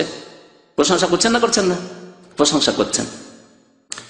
তো এই সামুদ জাতি আজকে থেকে 8000-10,000 বছর আগের ইতিহাস, খুব পুরনো জাতি, 200-400-500 বছর আগের নয়, নবী সাল্লাল্লাহু আলাইহি ওয়াসাল্লামের জামানার, তার পূর্বের জামানার নয়। সামুদ জাতি খুব প্রাচীন জাতি। সালেহ আলাইহিস সালাম তাদেরকে আল্লাহ উষ্ট্রি দিয়েছিলেন, মুজিজা, অলৌকিকত্ব স্বরূপ। আর সে উষ্ট্রির দুধ খেয়ে গোটা জাতি বাঁচতে পারতো, কিন্তু যখন বদমাইশি করলো আর উটিকে জবাই করে দিল, আল্লাহর আযাব আসলো। যাদের কথা আল্লাহ পাক রব্বুল আলামিন সূরা আশ-শামস ওয়া দুহাহাতে উল্লেখ করেছেন, নাকাতাল্লাহি ওয়া সুকিয়াহা, আল্লাহর উষ্ট্রিকে স্পর্শ তোমরা করবে না। আল্লাহ পাক রব্বুল আলামিন তাদের ঘটনা উল্লেখ করেছেন। তো বলছেন এই সামুদ জাতির কথা তোমরা স্মরণ করো, আল্লাযিনা জাবুস সাখরা, যারা পাথর কেটে কেটে উপত্যকায় পাহাড়ের পাথর কেটে তারা ঘর নির্মাণ করত। আল্লাহ পাক রব্বুল আলামিন আরো বলছেন সূরা কাসাসের 58 নম্বর আয়াত, যে এরাকে আল্লাহ যখন ধ্বংস করে দিলেন, এসব এলাকা দিয়ে যদি তোমরা ভ্রমণ করো, ফাতিলকা মাসাকিনুহুম লাম তুসকান মিন বাদিহিম ইল্লা কালিলা, এদের ঘর বাড়ি এত মজবুত ঘর বাড়ি, তাদের ঘর বাড়িতে আর কোন যুগে কেউ বসবাস করেনি। আযাবের এলাকা, তো আল্লাহর শাস্তির এলাকা, কেউ সাহস করে বসবাস করতে চায়নি। কোন এলাকায় যদি একবার ভূমিকম্প হয়ে যায় আর বিধ্বস্ত এলাকা থাকে, ঘর বাড়ি সব ধ্বংস হয়ে গেছে, ওই এলাকায় নতুন করে ঘর বাড়ি বাঁধতে মানুষ ভয় করবে, যে কি জানি কি হয় না হয় আবার, তাই না? তো এইরকমই হয়েছে। তাই আল্লাহ বলছেন যে এইসব ঘর বাড়ি এমন ঘর বাড়ি ছিল যে লাম তুসকান মিন বাদিহিম ইল্লা কালিলা, এসব এলাকায় আর কোন জাতি বসবাস করেনি, সামান্য কিছু জাতি হয়তো কোন যুগে কেউ বসবাস করেছে। ওয়া কুন্না নাহনুল ওয়ারিসিন, আর আমি আল্লাহ তো উত্তরাধিকারী, আমি তো এসবের মালিক। উত্তরাধিকারী কি হয়? মালিক হয়। বাবা মরে গেছে, তারপরে তার ধন সম্পদের মালিক হইলো, কিন্তু এই ছেলেও তার চিরকাল থাকবে না, তারপরে সে মরবে, আবার অন্য কেউ মালিক হবে। আল্লাহ পাক রব্বুল আলামিন এমন ওয়ারিসের ওয়ারিস, এমন মালিক যে সবকিছুর মালিক শেষখানে আল্লাহ পাক রব্বুল আলামিন। আপনার আমার ধন সম্পদ, ঘর বাড়ি, পৃথিবী সব ছেড়ে মানুষ চলে যাবে, জিন চলে যাবে, আর একমাত্র ওয়ারিস কে থেকে যাবেন? আল্লাহ পাক রব্বুল আলামিন উত্তরাধিকারী থেকে যাবেন। কুন্না নাহনুল ওয়ারিসিন, আমি আল্লাহই তো এসবের মালিক, অধিকারী। আল্লাহ বলছেন ফাতিলকা বুয়ুতুহুম খাওয়িয়াতুন বিমা যালামু, এই যে ঘরগুলি এদের আদ সম্প্রদায়ের, সামুদ সম্প্রদায়ের ঘর বাড়ি, খাওয়িয়াতুন বিমা যালামু, তাদের জুলম অত্যাচার পাপের কারণে খালি পড়ে আছে, শূন্য হয়ে পড়ে আছে, অনাবাদ হয়ে পড়ে আছে, বিরান হয়ে পড়ে আছে, কেউ বসবাস করে না। আল্লাহ পাক রব্বুল আলামিন এইভাবে কত জাতিকে ধ্বংস করেছেন। আদ জাতি সম্পর্কে আরো একটি আয়াত রয়েছে সূরা ফুসসিলাত অর্থাৎ সূরা মুমিন। সূরা ফুসসিলাতের আয়াত নম্বর 15-তে আল্লাহ ইরশাদ করেছেন এই আদ জাতির কথা বলে। তারা বলছে, কি বলছে তারা? ওয়াকালু মান আশাদ্দু মিন্না কুওয়া। আদ জাতির নবীর নাম কি ছিল? বললাম সামুদ জাতির নবীর নাম সালেহ আলাইহিস সালাম, আর আদ সম্প্রদায়ের নবীর নাম হুদ আলাইহিস সালাম। এই হুদ আলাইহিস সালাম যখন তাদেরকে কালেমা লা ইলাহা ইল্লাল্লাহর কথা পেশ করলেন, দাওয়াত দিলেন, তখন তারা দুনিয়ার শক্তির কথা বলল, যে আমাদের চাইতে আর শক্তিশালী কি আছে, আমরা যদি ভুল পথে থাকতাম তা আল্লাহকে এত শক্তিশালী করতেন, এত আমাদের নিয়ামত দিতেন, এত কি আমাদেরকে সুখী রাখতেন। আর তার অহংকার প্রকাশ করল, ওয়াকালু মান আশাদ্দু মিন্না কুওয়া, আমাদের চাইতে আর শক্তিশালী পৃথিবীতে আছে কে? আমাদের চাইতে শক্তিশালী আর পৃথিবীতে আছে কে? আজকের যে বড় শক্তি, এ কথাই বলে না যে যখন ইচ্ছা যে দেশে গেলাম, যখন ইচ্ছা যে দেশকে লুটে নিলাম, যখন ইচ্ছা যে দেশকে ধ্বংস করে দিলাম, যখন ইচ্ছা যে দেশের ক্ষমতা চাইলাম যে করব ছিনিয়ে নেব, ছিনিয়ে নিলাম। মান আসাদ্দু মিন্না কুওয়া, চ্যালেঞ্জ করছে পৃথিবীকে যে পৃথিবীতে গণতন্ত্রের বাস্তবায়ন করার জন্য যে কোনো রকমের মূল্য দিতে হয়, প্রস্তুত আছে। হ্যাঁ, আর এই করার জন্য যা কিছু করতে হয় এই করছি। সন্ত্রাস এই নামটি ইসলামের ওপর, মুসলিমদের উপর চাপিয়ে দিয়ে সন্ত্রাস দমন মানে মুসলিম দমন, সন্ত্রাস দমন মানে মুসলিম দমন, মুসলিমদেরকে দমন করব। মুসলিম মানে সন্ত্রাস, ইসলাম মানে সন্ত্রাসবাদ। তো এই যে টার্ম, বর্তমান যুগের এই সন্ত্রাসের টার্ম, সন্ত্রাস আলাদা জিনিস, আর ইসলাম এবং ইসলামের নীতিমালা, ইসলামিক আদর্শ আলাদা জিনিস। কিন্তু ইহুদিদের কাছে এবং ইহুদিদের যারা পৃষ্ঠপোষক তাদের কাছে, পৃষ্ঠপোষক দেশগুলির কাছে এবং তাদের নেতাদের কাছে সন্ত্রাস মানে মুসলিম আর সন্ত্রাসবাদ মানে ইসলাম।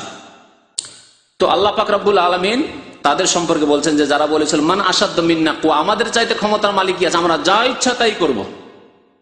তাদের কাছে কুকুরের অধিকার আছে, বিড়ালের অধিকার আছে, পশু পাখির অধিকার আছে, বিভিন্ন এলাকায় অমুক অমুক পাখি মারা নিষিদ্ধ, আর তারপরে বিভিন্ন এলাকাতে বিভিন্ন জীবজন্তু মারা নিষিদ্ধ, তার জন্য কেস আছে, তার জন্য শাস্তি আছে। কিন্তু মানুষ বলছে এরা মানুষ না, এদের অধিকার নেই, এদের অধিকারই নেই। এদের আবার অধিকার কি আছে? এরা মানুষ নাই, সন্ত্রাসী এরা মানুষ নাই, এদের কোনো অধিকার নেই। ঘন্টার মতে যারাকে নিয়ে গেছে তাদের কোনো অধিকার নেই, মানব অধিকার বলে কিছু নেই তাদের। কি জন্য এই কথা বলার সাহস? তাদের ধারণা যে মানে আসাদ্দু মিন্না কুওয়া, আমাদের চাইতে ক্ষমতা আর কি আছে, আমাদের সামনে এসে কে বলবে যে না এটা অন্যায়, এই মানবাধিকার লঙ্ঘন হচ্ছে, এরা কি মানুষ নাই, এদের উপর জুলম অত্যাচার হচ্ছে, এগুলি তো চলবে না, এটা বলার মতো কেউ নেই। মানে আসাদ্দু মিন্না কুওয়া। আল্লাহ বলছেন আওয়ালাম ইয়ারাউ, তারা কি অন্তর্দৃষ্টি দিয়ে দেখে না, চক্ষু দৃষ্টি দিয়ে দেখে না? আওয়ালাম ইয়ারাউ, তারা কি দেখতে পায় না? আন্নাল্লাহাল্লাযী খালাকাহুম, নিশ্চয়ই যেই আল্লাহ তাদেরকে সৃষ্টি করেছেন, হুয়া আসাদ্দু মিনহুম কুওয়া, তিনি তাদের চাইতে অনেক বেশি শক্তিশালী, তিনি তাদের চাইতে অনেক বেশি শক্তিশালী। আল্লাহ পাক রব্বুল আলামিন ফিরআউনকে কি শাস্তি দিয়েছেন তা কি তোমাদের চোখের সামনে নেই? বড় বড় শক্তির মালিকদেরকে আল্লাহ পাক কিভাবে ধ্বংস করেছেন তোমাদের সামনে কি নেই? আওয়ালাম ইয়ারাউ আন্নাল্লাহাল্লাযী খালাকাহুম হুয়া আসাদ্দু মিনহুম কুওয়া, আল্লাহ সর্বশক্তিমান, আল্লাহ পাক রব্বুল শক্তি সমস্ত শক্তির উপরে। সুতরাং আল্লাহ পাক রব্বুল কখন যে পাল্টিয়ে দিবেন, অবস্থা পাল্টিয়ে দিবেন। কিন্তু অবস্থা পাল্টিয়ে দেওয়ার জন্য আল্লাহ মুমিনদেরকে বলছে ইন্নাল্লাহা লা ইউগাইয়িরু মা বিকওমিন হাত্তা ইউগাইয়িরু মা বিআনফুসিহিম, নিশ্চয় আল্লাহ কোন জাতির অবস্থা পরিবর্তন করেন না যতক্ষণ পর্যন্ত তারা নিজের অবস্থাকে নিজেই পরিবর্তন না করে। নিজের অবস্থাকে পরিবর্তন যদি না করেন, আল্লাহর দিকে প্রত্যাবর্তন না করেন, আল্লাহর দিনের দিকে যদি না ফিরেন, আল্লাহর মসজিদে আল্লাহর ঘরের দিকে যদি না ফিরেন, 5 ওয়াক্ত নামাজের দিকে যদি না ফিরেন, ফজরের নামাজের দিকে যদি না ফিরেন, তাওহীদের দিকে, আল্লাহর একত্রের দিকে যদি না ফিরেন, কবর মাজার এই শিরক থেকে যদি বিমুখ হয়ে আল্লাহর দিকে একমাত্র না ফিরেন, আল্লাহ পাক রব্বুল কোনদিন এই উম্মতের দিকে ফিরবেন না, আল্লাহ অবস্থার পরিবর্তন ঘটাবেন না। ইন্নাল্লাহা লা ইউগাইয়িরু মা বিকওমিন হাত্তা ইউগাইয়িরু মা বিআনফুসিহিম। আল্লাহ যেন আমাদেরকে সত্য কথা বুঝার তৌফিক দান করেন। আল্লাহ পাক রব্বুল আমাদের গুনাহ খাতা যেন মাফ করে দেন, আমাদের সংশোধন করার জন্য তৌফিক দান করেন। আল্লাহ পাক রব্বুল মুসলিম জাতিকে যেন আল্লাহ দুনিয়াতেও সম্মানিত করেন, আখিরাতেও সম্মানিত করেন, আর জাহান্নামের আযাব থেকে যেন মুক্তি দান করেন। রব্বানা আতিনা ফিদ দুনিয়া হাসানা ওয়া ফিল আখিরাতি হাসানা ওয়া কিনা আযাবান নার। ওয়া সাল্লাল্লাহু আলা নবিয়িনা মুহাম্মদ ওয়া আলা আলিহি ওয়া সাহবিহি আজমাইন। হে নবী, আল্লাহ বলছেন হে নবী, আপনি বলে দেন যে আমি তোমাদের মতোই মানুষ, আমি তোমাদের মতোই মানুষ। তোমাদের মতোই মানুষ মানে কি? নূরের তৈরি। তোমাদের মতো মানে আমাদের মতো, আমরা মাটির তৈরি, তিনি মাটির তৈরি। হ্যাঁ, নবী সাল্লাল্লাহু আলাইহি ওয়াসাল্লাম বলছেন ইন্নামা আনা বাশারুম মিসলুকুম, হাদিস, আমি তোমাদের মতো মানুষ। আর তার ব্যাখ্যা আরো একটু বলছেন আনসা কামা তানসাউন, তোমরাও যেমন ভুলো আমিও মাঝে মাঝে ভুলে যাই। তাই নামাজে নবী সাল্লাল্লাহু আলাইহি ওয়াসাল্লামের সহ হয়নি? হ্যাঁ, সিজদা 5 বার সহ হয়েছে নবী সাল্লাল্লাহু আলাইহি ওয়াসাল্লাম, একবার নয়। আর সহ সিজদা করেছেন তিনি। যেমন আমরা নামাজে ভুলে যাই, নবী সাল্লাল্লাহু আলাইহি ওয়াসাল্লাম কেউ আল্লাহ পাক রব্বুল আলামিন কয়েকবার ভুলিয়েছেন, তাহলে তিনিও মানুষ। আর মানুষের গুণগুলি ছিল, মানুষকে নিদ্রা আসে, তাকে নিদ্রা আসতো। মানুষ ক্লান্ত হয়, তিনি ক্লান্ত হয়েছেন। হ্যাঁ, মানুষ পানাহার করে, তিনি পানাহার করতেন। ফেরেশতা পানাহার করে কি? ফেরেশতা পানাহার করে না, কারণ নূরের তৈরি। নবী সাল্লাল্লাহু আলাইহি ওয়াসাল্লাম যদি নূরের তৈরি হতেন তাহলে পানাহারের কোনো প্রয়োজনই হতো না। তাহলে পেটে পাথর বাঁধা আর খিদায় থাকা, আর খিদার তাড়নায় বাইরে বেরিয়ে যে কোথাও আল্লাহ রিজিক আসে কিনা, আবু বকরও বেরিয়ে গেছেন, ওমর রাদিয়াল্লাহু তাআলা আনহু বেরিয়ে গেছেন। তিনজনে বেরিয়ে যায়, অমুকের বাগানে গিয়ে দেখি যদি সেখানে কোনো খাবার থাকে। বাগানে যেতে তারা এত খুশি যে আল্লাহর নবীকে আজকে পেয়েছি, তাজা তাজা ফল এনে দিচ্ছেন আর খেয়ে দিয়ে বলছেন সুম্মা লা তুসআলুন্না ইয়াওমা ইযিন আনিন নাঈম, আল্লাহ এই নিয়ামত সম্পর্কে কাল কিয়ামতে জিজ্ঞাসা করবেন। মানুষ ছিলেন না। আল্লাহ বলছেন ঈসা আলাইহিস সালামের কথা, আদম আলাইহিস সালামের কথা, যে ইন্না মাসালা ঈসা ইনদাল্লাহি কামাসাল আদম খালাকাহু মিন তুরাব। ঈসা আলাইহিস সালাম আর আদম আলাইহিস সালাম তাদের উদাহরণ একই রকমের, আল্লাহ মাটি দিয়ে তৈরি করেছেন। সুতরাং প্রত্যেক মানুষ মাটি দিয়ে তৈরি করেছেন, আল্লাহ পাক মাটি দিয়ে তৈরি করেছেন। নবী করিম সাল্লাল্লাহু আলাইহি সাল্লামের বাবা মা আব্দুল্লাহ আমিনা, তারা আদম সন্তান, তিনি আদম সন্তান।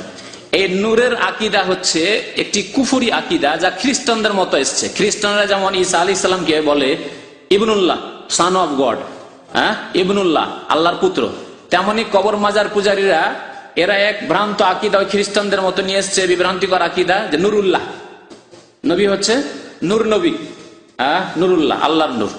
অথচ নবী সাল্লাল্লাহু আলাইহি ওয়াসাল্লাম বলেছেন ইন্নামা আনা আবদুন আব্দুল্লাহ ওয়া আশহাদু আন্না মুহাম্মাদান আব্দুল্লাহ ওয়া রাসূলুহু, আল্লাহর বান্দা। জি। মৃত সাগর কোথায় অবস্থিত?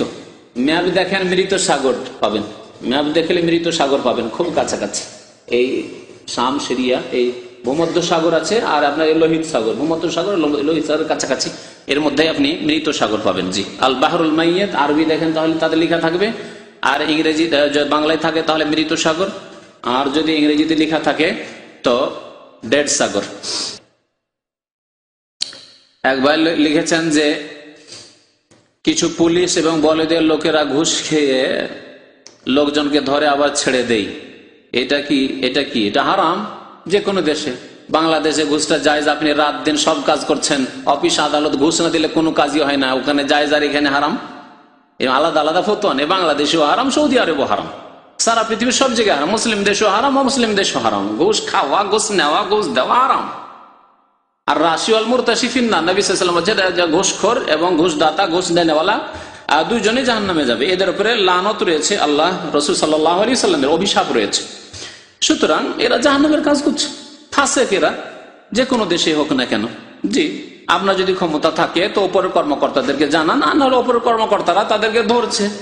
আমি জানি চোখের সামনে একজন পুলিশ ঘুষ খেয়েছে, মাত্র 100 রিয়াল ঘুষ খেয়েছে একজনের একটা জাল একামা দেওয়ার জন্য। কেন বাঙালিরা অনেকে জাল একামা করে, জাল একামা দেওয়ার ক্ষেত্রে ঘুষ খেয়েছে, তাকে ধরে একেবারে হাতে আর পায়ে আপনার হ্যান্ডকাপ লাগিয়ে আর বেড়ি লাগিয়ে কোর্টে হাজির করেছে। আমি সেখানে কাজীর সামনে বসে। জি। তো কথা হচ্ছে যে বিচার অবশ্যই আছে, ইসলামিক বিচার এখানে আছে, কিন্তু ঘুষখোর ধরা পড়তে হবে, চোর ধরা পড়তে হবে। আর চোর চুরি করছে ধরা পড়ছে না, একদিন ধরা পড়লে দুনিয়ার শাস্তি হবে, না হলে আখিরাতের শাস্তির কথা তো শুনলেন, আল্লাহ পাক অবসর দিচ্ছেন। হয়তো পৃথিবীতে ধরা পড়ছে না, ধরা খাচ্ছে না, কিন্তু আখিরাতে ধরা খাবে। আর এক ভাইয়ের রাগ ক্ষোভ এই হাইয়াওয়ালাদের উপরে, মোতাওয়াদের উপরে, যারা ওই সালা করে তাদের উপর। বলছে এই দেশে যারা মোতাওয়া রয়েছে তারা নামাজ করে, ভালো কথা তো, নামাজ করে ভালো করে, আপনার কষ্ট হয় নাকি? এদের মধ্যে অনেকে রয়েছে তারা অমুসলিমদের চেয়ে বেশি নাপাক। আউযুবিল্লাহ। কি করে নাপাক? অমুসলিমের আকীদা আমল সব নাপাক। কালেমা লা ইলাহা ইল্লাল্লাহ বিশ্বাস করে না, কোরআন বিশ্বাস করে না, রাসূল বিশ্বাস করে না, পরকাল বিশ্বাস করে না। আপনার ইসলাম সম্পর্কে এতটুকু জ্ঞান যে একজন মোতাওয়াদ যদি খারাপ হয়, আপনার সাথে খারাপ আচরণ করে থাকে, যে আপনি আসামি ছিলেন আর আপনার গাড়িতে উঠিয়ে নিয়েছে, সেজন্য অমুসলিম চাইতে কি করে খারাপ হয়ে গেল? সে আল্লাহ রসুলকে ভালোবাসে, বিশ্বাস করে, কি করে খারাপ হয়ে গেল? আপনার বিবেক নেই? তারপরে যদি দেখা যায় যে একজন মুতাওয়া হয়তো সে জেনা পর্যন্ত করছে, সেও ফাসেক, আল্লাহ একদিন তাকে জাহান্নামে জ্বালিয়ে পুড়িয়ে জান্নাত দিতে পারে যদি কালেমা পড়া মুসলমানের নামাজ হয়। অনেক জাহেল মূর্খরা বলে তো চলাচলা করতে থাকলো, তো নামাজ পড়তে গেল না, এই তো তুমি জাহেল। এদেরকে সরকার লাগিয়েছে যে নামাজ পড়তে নিয়ে যাও, প্রয়োজনে তারা দেখবে যে কোন মসজিদে লেটে নামাজ হচ্ছে সেখানে পড়বে, আর না হলে তাদের জন্য জায়েজও আছে যে আলাদা জামাত করবে, রাস্তাঘাটে দেখে যে কে নামাজ পড়লো না পড়লো। কারণ যতক্ষণ একামত হয়নি ততক্ষণ তো লোকজন বলতে পারে যে আমি যাচ্ছি মসজিদে। তাহলে এই লোকগুলি যদি জামাত শুরু হওয়ার পরে পাহারা না দেয়, কি করে বেনামাজি ধরা পড়বে যে রাস্তাতে বেনামাজি বসে আছে? সুতরাং তাদের জন্য জায়েজ যে তারা জামাত ছেড়ে দেবে, ছেড়ে দিয়ে পাহারা দিয়ে জামাত শেষ হওয়ার পরে আলাদা গিয়ে জামাত করবে, 2-3 জন যা থাকবে, বা একাই নামাজ পড়বে। যেমন মক্কা মদিনা হারাম শরীফে দেখছেন পুলিশ পাহারা দিচ্ছে, আপনার নামাজ পড়ছেন পুলিশ পাহারা দিচ্ছে। শুধু জায়েজ না, তাদের জন্য ওয়াজিব পাহারা দেওয়া। ওই সময় যদি আপনারা সেজদায় আছেন, পাহারা পুলিশগুলি না দেয়, কেউ যদি সেখানে যদি বম বিস্ফোরণ করে চলে যায়, আপনাদের হাজার হাজার লোক যদি মারা যায়, এটা ভালো কাজ? তো হাজার হাজার লোকের জীবনের হেফাজত করা ফরজ নয়? এই জন্য তার ওখানে পাহারা দেওয়া ফরজ। নামাজের চাইতে সেখানে গুরুত্বপূর্ণ বেশি। নামাজ অন্য সময় পড়বে, একটু পরে পড়বে, যখন আপনারা সালাম ফিরে দিবেন, সচেতন হয়ে যাবেন, এখন ইবাদত বন্দেগী শেষ হয়ে গেছে, তখন তারা নামাজ পড়বে। জি, ওই রকমই হাইয়াওয়ালারা পরে নামাজ পড়তে পারে, কোনো অসুবিধা নেই। আর বাকি ব্যক্তিগত কারো যদি খারাপ চরিত্র থাকে, তারা তো চাকরি করে, তারা আপনার মতো মানুষ, খারাপ চরিত্র থাকতে পারে। একটা নামাজি লোকের কোনো খারাপ চরিত্র থাকতে পারে। নামাজি লোক অনেক সময় হাত বাড়ি টাকা পয়সা ধার নিয়ে দিচ্ছে না, অনেক নামাজি এই বড় বড় দাঁড়িয়ে আছে, আমি জানি এইরকম লোক, যে টাকা যদি তার হাতে পড়ে যার দেবেন, আর দেওয়া দেয়নি, কিন্তু নামাজ আছে, দাঁড়িয়ে আছে। তার মানে সব দাঁড়িয়ে খারাপ নাকি? হ্যাঁ, অনেকে আছে যে দাঁড়িয়ে নেই, নামাজও নেই, টাকা পয়সার ইমানও নেই, বেমান সবকিছু, তো ও ভালো হলো নাকি? তাহলে না, দাঁড়িয়ে রাখায় তার অপরাধ হয়ে গেল। দাঁড়িয়ে রেখেছে, ওটা ভালো কাজ করেছে, বেইমানি করেছে, অনেক কাজ করছে, তার শাস্তি পাবে। সাল্লাল্লাহু আলা নবিয়িনা মুহাম্মদ ওয়া আলা আলিহি ওয়া সাহবিহি আজমাইন। এক ভাই আপনাদের বিরুদ্ধে অভিযোগ করেছেন, আপনাদের সবার বিরুদ্ধে নয়, বলছে এক ভাই আলোচনা না শুনে ঘুমায় এবং শেষে খাবারে অংশ নেই। আল্লাহ হিদায়াত করে। হ্যাঁ, আমাকে না জানিয়ে, অবশ্য নাম ধরে জানান নিয়ে এতে কোনো অসুবিধা নেই, জায়েজ আছে। যদি নাম ধরে জানালে এটা জায়েজ ছিল না। আমাকে না জানে ওনাকে বলবেন যে যে আল্লাহর রাস্তায় একটু শুনবেন, দিনের কথা শুনবেন, তারপরে খাবেন। কথা বুঝতে পারছেন তো? হতে পারে যে সকালবেলা বেচারা ডিউটি করে এসছে, ভালো ধারণা রাখতে হবে। অনেকের কফিলে 10:30 পর্যন্ত ডিউটি, 10:30 পর্যন্ত যদি সকাল থেকে আমি ডিউটি করে আসতাম, তাহলে আমিও ঘুমাইতাম। শুনলে, বললে ঘুম আসবে না, যতই ক্লান্ত থাকি, শুনলে হয়তো আমারও ঘুম আসতে পারে। তো কথা হচ্ছে যে আল্লাহ মাফ করে এরকম ত্রুটি, আর যেন আমাদেরকে সংশোধন করার তৌফিক দান করে। এই মজলিসে বসলেন আর দিনের কথা শুনলেন না, শুধু ঘুমাইতে থাকলেন, তো লাভ কি? আউযুবিল্লাহ। এইসব প্রশ্ন খাস মজলিসে জিজ্ঞেস করে ভালো। বলছে এক প্রবাসী ভাইয়ের স্ত্রী অন্য লোকের সাথে বাসা ভাড়া করে 3 দিন থেকে ফিরে এসছে। আউযুবিল্লাহ, আস্তাগফিরুল্লাহ। এখন তার সাথে বসবাস করা কি যাবে? সে দুশ্চরিত্র এবং জেনাকারিনী, সুতরাং জেনার যে শাস্তি বা সেসব শাস্তি যদি এখানে ইসলামী সরকার যদি এখানে হয়, তাহলে এখানে পৌঁছলে তার শাস্তি হবে। আর যদি মনে করে আমরা জানাবো না, নিজেরাই সালিস বিচার করে সংশোধন করব, তা করতে পারেন। আর তার স্বামীর জন্য তালাক দেওয়া জায়েজ আছে।